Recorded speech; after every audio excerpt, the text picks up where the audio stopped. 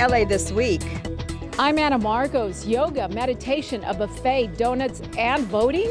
We'll have more on this election coming up. For the past 40 years, City of Los Angeles Ride Service program has provided discounted rates for LA seniors. The problem is not a lot of people know about it. That's why we're here to tell you about it. I'm Gil Reyes with the story next. An auction of historic items from the happiest place on earth. I'm Rasha Goel. Up next, I'll tell you when and where.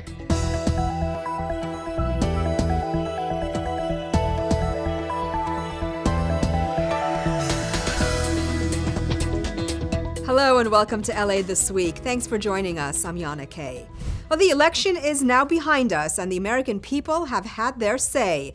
But last week among Angelenos, a sense of angst, stress, and even celebration at the polls, along with a few stress-busting aides. Anna Marcos voted and then took time out to de-stress. Election Day 2016 in LA. Long lines, at least in Hollywood. Multilingual signs in 11 languages. A lot of soul-searching and a feeling that every vote counted, no matter who you were or what side you were on. I think this has been a really divisive electoral season. I think it's carried a lot of emotion with it, and I think that emotion's bringing a lot of people to the polls. I'm really excited that there's so many people of different backgrounds and ages, and it's just really fun that we live in a city with such diversity and you can stand in line and feel like you're, I don't know, just a part of such a diverse crowd. I've just been chatting with people, thinking a lot. I'm not very excited about either candidates for president. As a woman, I can never take voting for granted. But this year is a very special year. This election, exciting for some, scary for others. But some relaxed with a little horror as they waited in line. I think it's been an hour and a half since I've been in line, so I've been reading my book, waiting in the sun. I myself took time out to do my democratic duty. Besides the presidential race, there were plenty of local and state decisions to make in California, such as banning plastic bags, slashing the price of pharmaceuticals, legalizing marijuana, repealing the death penalty, and funding homeless housing and transportation. And in case of any leftover voting anxiety, here's a stress buster: donuts. But for stress busters, this yoga meditation break at the Lux Hotel polling place in Brentwood can't be beat. The sitar music and yoga interlude was part of a higher-end voting experience at the Lux Hotel, which included valet parking, a buffet, coffee, donuts, and refreshments. I think we all need it, particularly the candidates. There's been enough ranting and raving. I think a little meditation would probably help them as well as us. Am I wearing too much makeup for voting? I don't know.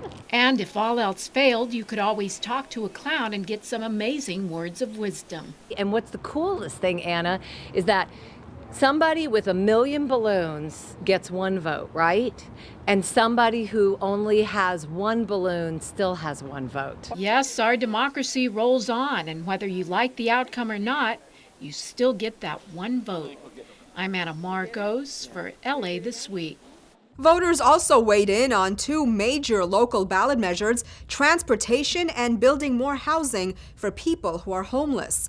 The two subjects were just a couple of hot-button issues recently discussed during the 2016 Housing, Transportation, and Jobs Summit at UCLA. Anna Marcos has more on the event. How we pay our rent or mortgage, where we work, and how we get around in LA, these are becoming critical questions as the City of Angels and the county struggle to maintain quality of life for residents amid staggering challenges. We can do nothing and be eaten alive by congestion, or we can invest in the region and invest in ourselves and provide some mobility options. The metropolitan areas increases housing stock by about 8.5%. Prices have increased 210%. Mobility and housing, two major concerns at the recent Mayoral Housing, Transportation, and Jobs Summit held at UCLA. City leaders were rooting for two measures on the November ballot. One, Proposition HHH, which passed, will provide $1.2 billion to build permanent supportive housing for the homeless and affordable housing for working Angelenos. We're going to have to make bold moves and bold changes. We cannot be afraid to fail. Another issue, Measure M, which also passed, charges a half-cent sales tax to provide $120 billion for mega transportation projects, like finishing the Metro rail line to LAX. Some of the money would also help build highway projects, fix roads, create more bike and pedestrian options, and provide transit discounts for seniors, students, and the disabled. Metro's plans even include building transit that connects LA's poorest communities to jobs. We have transportation and mobility options to employment centers from disadvantaged communities, and you can see from this map that we touch just about every one of them in LA County. Transportation, jobs, housing, these experts know that one affects the others, and they must fix all the parts to find a plan that provides long-term solutions. I'm Anna Marcos for LA This Week. Transportation officials say Measure M will help provide more than 465,000 transportation jobs for Angelenos in the next 40 years. Well, the UCLA campus was also the focal point and setting for a recent gun violence forum. As we all know, shootings on college campuses have sparked a lot of action in recent years, from lawmakers crafting new policy to schools improving emergency response. But there are things we can do to help prevent such violence in the first place. Gil Reyes has the details. Panic on the UCLA campus following a murder-suicide last June. A professor was shot to death by an angry former student, forcing a campus-wide lockdown. We all think of that would never happen at our own campus until it did. And in that initial moment, not knowing really what was happening, there's so many thoughts racing through your mind. Student body president Danny Siegel describes the confusion felt by many students that day during this panel discussion at UCLA. It was moderated by city attorney and UCLA alumnus Mike Fewer. The response to the shooting is generally praised. UCLA says it can do better next time to keep students informed. UCLA's Bruin Alert System sends email updates during emergencies. The university says emails were slow getting out last time. 91-minute lag between our second message and our third message, and so we've identified protocols now that we will continue to provide updates throughout the incident as quickly as we can, really targeting for 10-15-minute intervals. And I can tell you folks, we have to prepare. We can't get complacent. We have to continue, talking to the student body, talking to the faculty, talking to the neighboring communities, and holding our politicians accountable to legislation that makes our community safe. Though today's panel discussion was based largely on last June's tragic incident here on the UCLA campus, the city attorney wants to remind people that most gun violence incidents don't happen on school campuses. They happen much closer to home, in fact, literally at home. Specifically during suicides and domestic violence disputes. So our collective goal should be both to focus on assuring there are protocols in place when there's a mass shooting on campus. We should be thinking about those everyday incidents that rarely get the same level of publicity, but have horrific and life-changing impacts on their victims and the families and friends of those victims. Fewer says federal gun control laws are the next step. We can also help prevent the next tragedy through the Gun Violence Restraining Order. This California law allows cops and courts to seize a person's firearms if a relative raises concerns about the gun owner's mental state. A reminder for all of us that if we see something, then say something, whether you sense something fishy at home or on campus. At UCLA, I'm Gil Reyes for LA This Week. Fewer says had it been in place, the gun violence restraining order may have prevented a mass shooting in Santa Barbara County in 2014. The shooter's parents had raised concerns about their son's mental health, but the law was not on the books yet.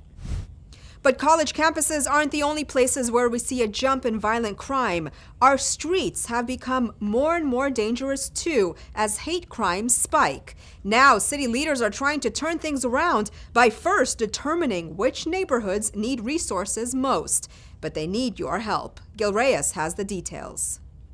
It's an uncomfortable conversation, but local leaders say it needs to happen. When you look at the rise of hate crimes in this city, then there is without a doubt the need for us to do something. City Council President Herb Wesson and members of LA's Human Relations Commission announced the launch of Embrace LA.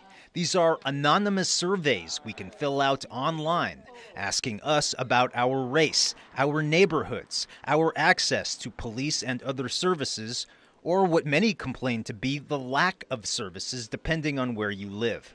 In South LA, home to many black and brown communities, surveyors will be going door to door over the next few weeks to ask questions.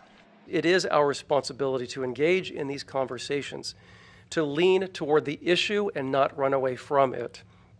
Dialogue between people and institutions is the fundamental mechanism we will use to become a better and more inclusive city. The department is committed to supporting this project and looks forward to the feedback and the information that we get. The survey comes as hate crimes against blacks, Latinos, Jews, and in particular, transgender women have increased sharply. Last year, incidents increased 24% from the previous year. The city's Human Relations Commission says the spike occurred mostly in downtown and in the West Side. People in South LA have issues too. And we still should be receiving the same resources that everyone else has. We shouldn't have to catch a bus and go 6 or 7 or 8 miles away from home in order for us to get some kind of counseling. There is services there that are coming, but they're very slow, so I would like the services to get there. As a child of the 60s, I know what it's like to try to turn a community around, a city around, a state around, a country around. And you do that by having an uncomfortable conversation. A conversation that starts with you. At City Hall, I'm Gil Reyes for LA This Week.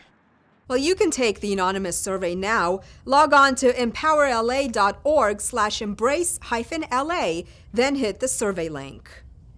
Well, turning now to one of the fastest growing industries in the city, technology. Many say Los Angeles is quickly becoming one of the most diverse technology hubs in the U.S.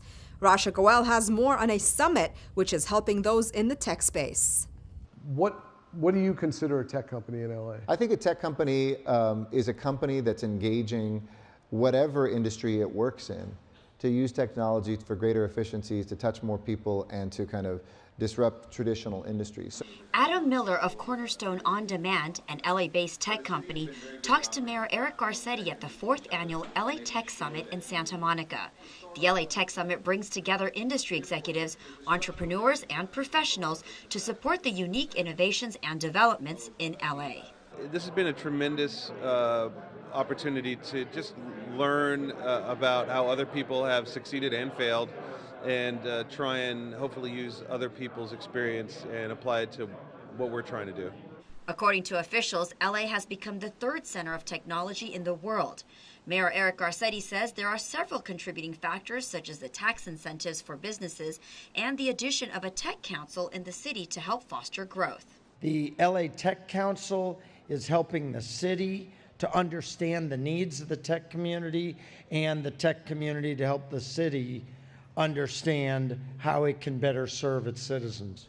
So the city has been very good at offering the platform, connecting people with each other, and making sure that you can do business here as cheaply as possible and as quickly as possible. More than 50 speakers participated in this year's summit, discussing topics such as raising capital, building revenue, and virtual reality. It was great just to network with other people, a potential few prospects I think we came across, and just learning more about the tech industry. And it's not just for those who work in the tech industry. In a world full of hashtags and apps, perhaps it's something we could all use more lessons on. I'm Rasha Goel for LA This Week. According to a venture capital trade association, the LA tech industry saw a 75% increase in venture capital investment last year when compared to the year before. If you're a senior or disabled and can no longer drive, that shouldn't stop you from running errands or visiting loved ones anywhere in the city, especially when there's a bargain ride service that picks you up from home. Gil Reyes has more. Gil. Yes, Yana, definitely one of LA's best kept secrets. If you are a senior, you'll want to take advantage of this ride service program that offers discounted rates pretty much anywhere you need to go in the city of Los Angeles. All you need to do is sign up. Prinsola Mitchell, a retired senior from Baldwin Hills, takes the Cityride bus practically everywhere.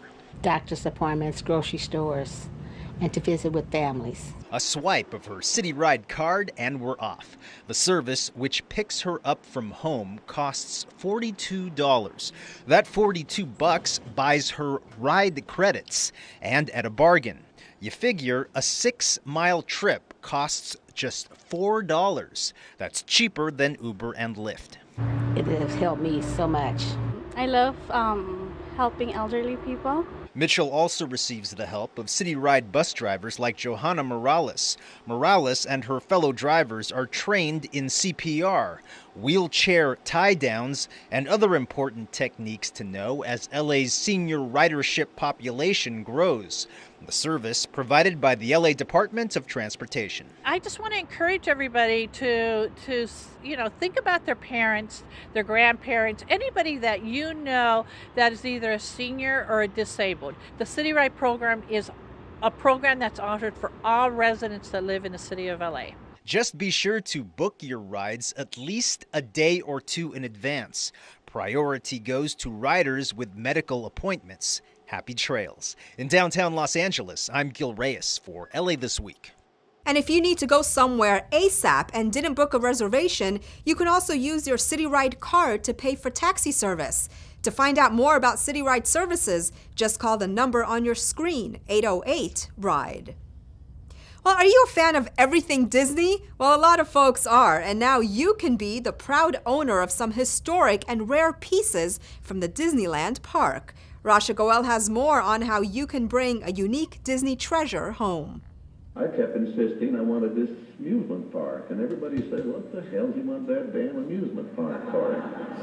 And I couldn't think up a good reason except that, I don't know, I wanted it. And today, that amusement park and its memorabilia still carry magic for millions.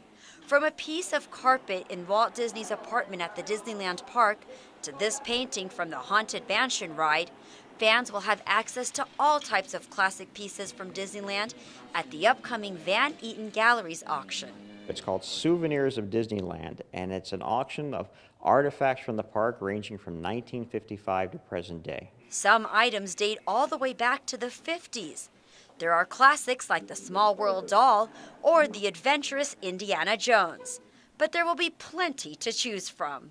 The base of the auction, there's a lot of souvenirs, the old things you used to buy at Disneyland, which are wonderful pictures of an era that has gone by. Ashtrays, tobacco, they sold tobacco in the park back in the early days, all the way up to props like the Autotopia car. There will be a lot of gems at this auction, including this 1967 car that was part of the Autopia ride. Now, if you come back here with me, for those who will be bidding on the car, well, you'll also get some added bonuses. Well, this got into a hand of a collector who was friends with the designer of the car, a gentleman named Bob Gurr.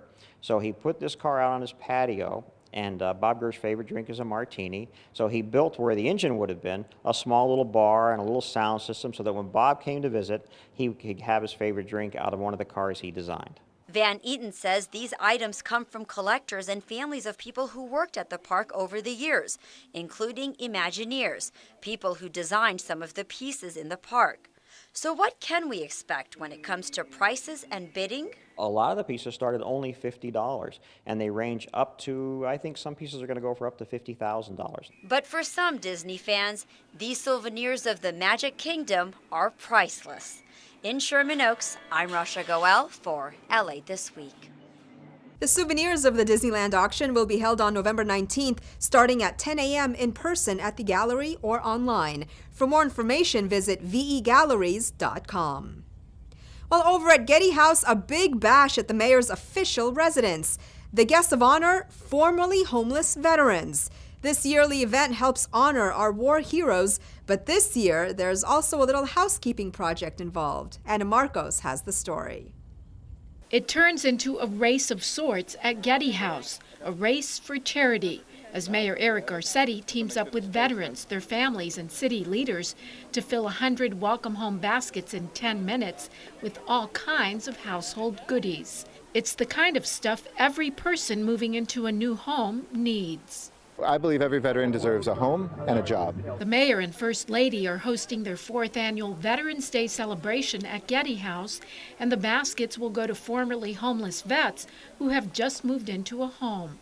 Mayor Garcetti has made it his mission to get LA's homeless vets back into homes and jobs. In the last 2 years, he's put more than 7,000 vets back to work and has housed about an equal number. I'm not going to stop fighting until every Angelino who fought for this country has a home in my city. I'm not going to stop fighting until everybody has the dignity that they deserve. Garcetti and First Lady Amy Elaine Wakeland have hosted some 14,000 Angelinos at Getty House in community events like this, but this one is special to them. I want you to know how much I and everyone in Los Angeles appreciate the men and women who have worn our nation's uniform, who've been willing to put everything on the line to defend this country and preserve our freedoms. With all the thousands of homeless vets now off the streets, Garcetti estimates there are still over 1,200 left to go, and soon he hopes to give one of these welcome home baskets to every last one.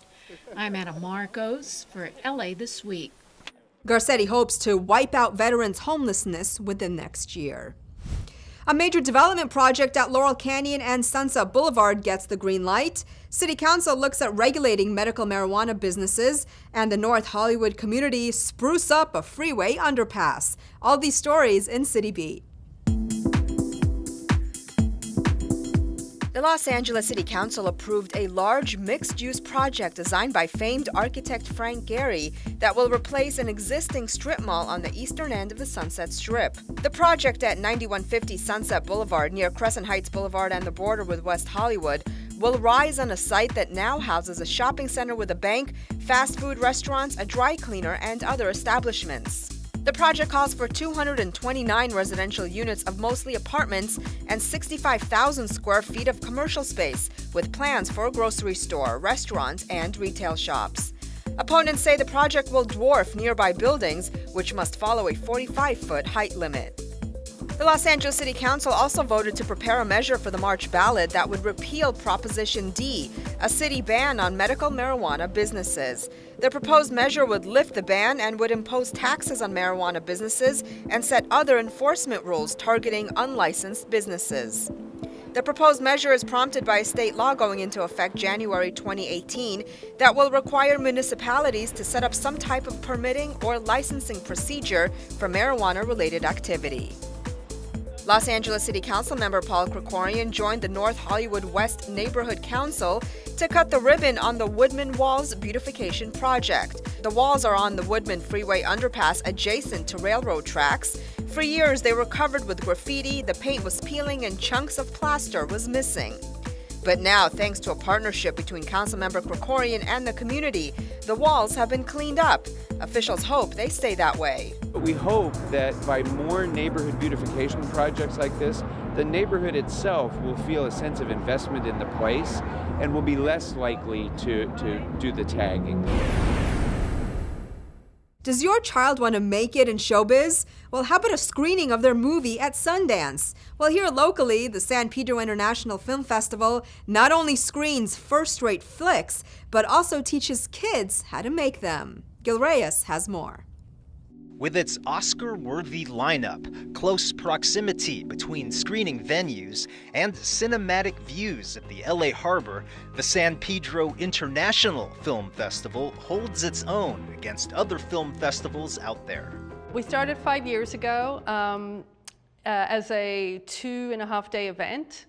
and in one building, and we have now evolved into 10 days and 3 venues, and sometimes if not 4. Ziggy Murkic and Renee O'Connor co-direct this yearly program of indie flicks, documentaries, and shorts from both established and budding young filmmakers. Its main venue is the Warner Grand Theater. We also hold panels for industry professionals to teach the people in the community how to make a film, how to break into acting. The Youth Film Intensive Workshop also teaches middle and high school kids how to write their own movies. Understanding the narrative to understanding basically the 3-act structure, protagonist, antagonist, putting it all together, and ultimately they're going to create their own screenplays and then they'll put that into competition. The winner of the contest will have their movie made as part of the Youth Intensive Workshop this spring. LA This Week's very own Rich Samuels, an author and filmmaker, came up with a student theme this year. It's called Facing Your Fears. I've had a lot of success with it in my novels, which deal with kids overcoming their fears. So I thought it would be something that young writers can identify with. And it's really a great opportunity to explore the field with people who really know their stuff and are really amazing people. They'll help you along. Great with cameras, editing. In a film festival where you're not just watching art, you're learning to create it too. In San Pedro, I'm Gil Reyes for LA This Week. The film festival held screenings at Warner Grand Theater, The Space, the Battleship Iowa, and Brewery West. Well, Mexican culture and tradition comes alive during the annual Mariachi Festival. A new exhibit sheds light on the struggles of Chinese-American female immigrants, and it's back. LA Zoo Lights dazzles visitors with a light show spectacular. All this in this week's Things to Do.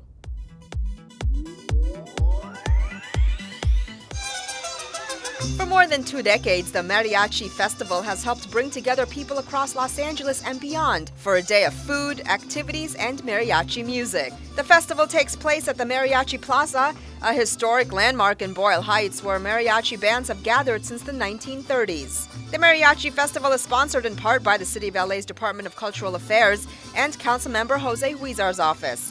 Check it out on November 20th at the Mariachi Plaza on Pleasant Avenue. For more information, visit mariachiplazafestival.com. The Los Angeles Public Library is pleased to present a rare look at Chinese American women's history, told through legal cases fought in the Supreme Courts of the U.S. and its states. Using the personal collection of Dr. Chang Chen, her story features rare photographs and case descriptions of efforts by Chinese American women to gain legal standing in the U.S. The exhibit is a fascinating look at the ordinary people who fought for their rights and in doing so helped shape a new world for Chinese Americans in the U.S. It runs until February 26 at the Los Angeles Public Library in downtown LA. For more, visit lapl.org. LA Zoo Lights returns with more lights and more nights of dazzling magic for its 3rd spectacular year as it kicks off a Zoolabration, celebrating LA Zoo's 50th anniversary. Awarded USA Today's 2015 10 Best Zoo Lights honor, the LA Zoo Lights sets the zoo aglow in wonder and delight to top everyone's holiday must destination list with a fanciful menagerie of animal characters brought to life. LED lights by the thousands, giant illuminated snowflakes, a red carpet 50th anniversary party celebrating the zoo's golden year, a disco ball forest, glittering twinkle tunnels, stunning 3D animated projections, and more. It all takes place on Friday, November 18th and remains open for 7 weeks through Sunday, January 8th. For more, visit lazoo.org. And that's a look at some things to do. Well, that's going to do it for this edition. I'm Yana Kane from all of us here at LA This Week. Thanks for joining us. A reminder that you can catch us online at lacityview.org. You can also follow and like us on Facebook. We'll see you back here next week for more of LA This Week.